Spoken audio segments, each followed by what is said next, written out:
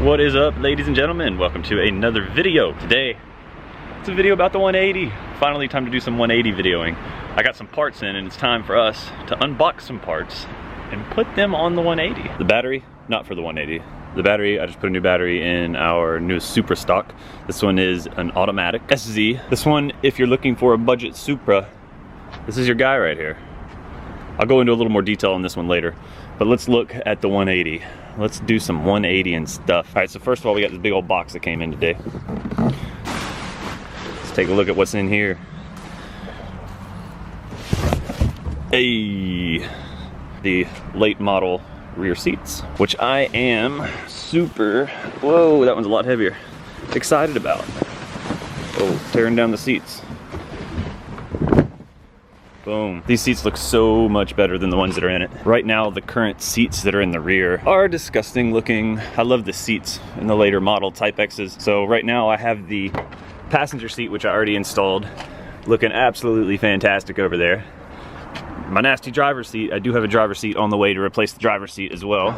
And these nasty back seats are about to get the heck out of here. It looks like it should be pretty simple. You can pull up on these over here on each side, and this whole back seat drops down, and looks like there's just 2 bolts on each side of this.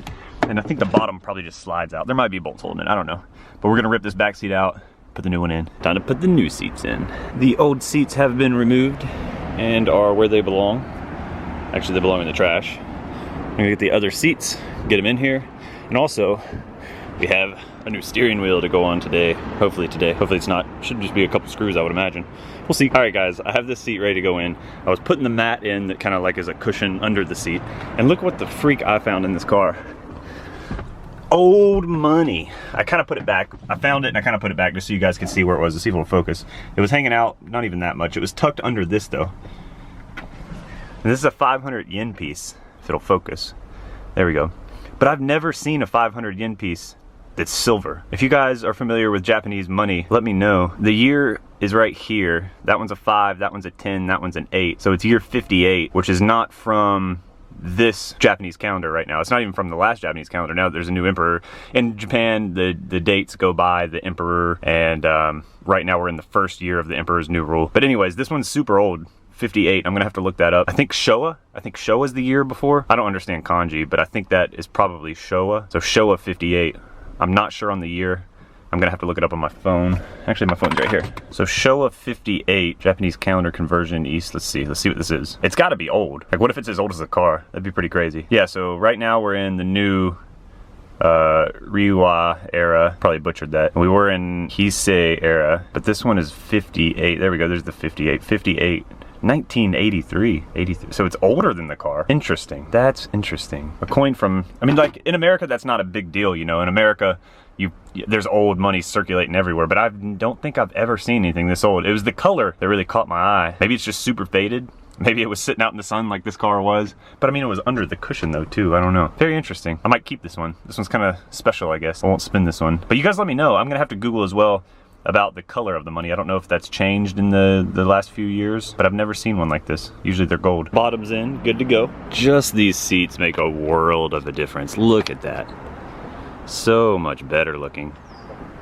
Now I just gotta get rid of this ugly driver's seat, and the interior will be pretty much complete. I need to get the floor mats too, but I haven't been able to find those. Very, very quickly losing daylight here in the 180. So for the steering wheel, all you have to do is pop this center piece off and unhook the horn. The horn hooks to right there, and that's the little piece for it. And now I just have to undo this bolt right here, this nut, and it should slide off. The old and crappy wheel is off and tossed to the side. Now the other wheel, time to put it on. Super simple. It was just this nut right here, it came right off. I will have to take this piece off to probably get the wrench in there though to tighten the nut back down. Completely running out of light. The steering wheel is in. That was kind of a little bit more of a pain in the butt than I thought it was gonna be. But it's in, it's good to go. And that is gonna wrap up tonight's install, but we're gonna continue this video on into the next day because there's more parts. Day 2, round 2 out here with the 180. Actually, I have the temporary dealer plates on there right now. You guys can see the back seat a little bit better now, and of course it's locked. Back seat's looking good. Passenger seat looking good, just gotta wait on that front seat to come in. But since I am out of here in only like less than 3 weeks or so, I have to get this thing to the paint shop to get some body work and some paint done on it. So we have the plates on, we're gonna take it down there today, drop it off, pick up a R33 GTR from the port, and then drive that back. So you guys get to join me on this adventure. Let's go. Guys, this thing is so much fun to drive.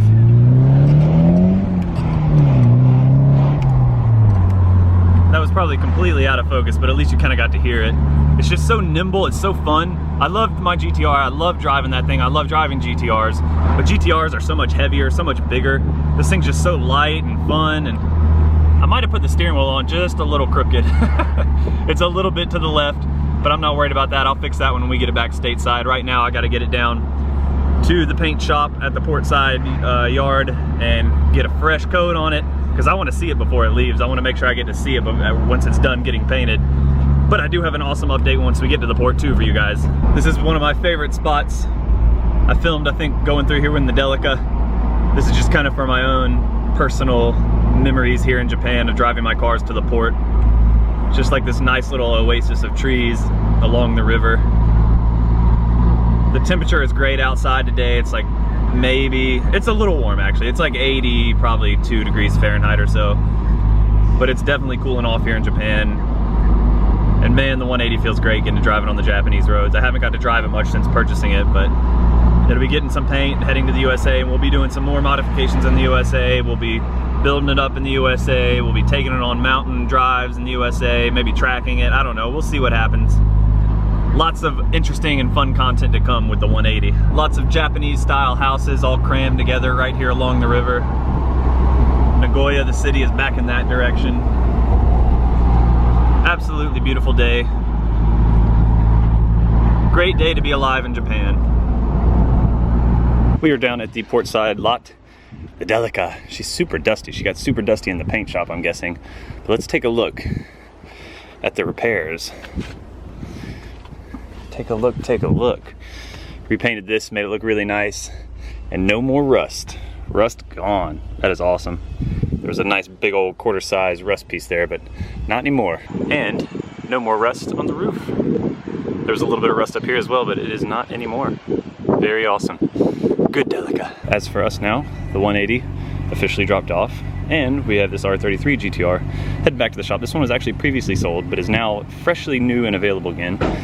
The deep marine blue BN6, very sought after, very rare. We'll talk about more of that in a different video. In the 33, fitting to head out. This one is pretty much completely factory. It might be actually 100% factory if I remember correctly. Very good feeling though. The city is all the way over there. You might be able to see it in the background. We're driving over the bay right now. We're actually kind of down closer to where the auctions are at. Very nice day though outside. Even starting to cool down even more now. Feels good to be behind the wheel of a GTR. Beautiful day. Now you can start to see the city in front of us a little bit up here. We're swinging by Nagoya Station to pick up our good friend. You guys will recognize him, I think. He's been in some previous videos. This is who we're picking up. Our friend Gaetano.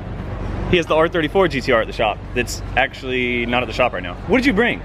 Downpipe. And a Nismo white cluster and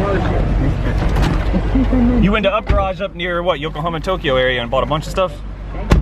And the Omori factory? Yeah. This video has now spanned over 3 days, and I think it is time to finish this video off. I want to update you guys with a few cars that have recently arrived. We have this Toyota Supra RZ, twin turbo, 6-speed manual transmission, and it's a 1994 USA import legal, ready to go.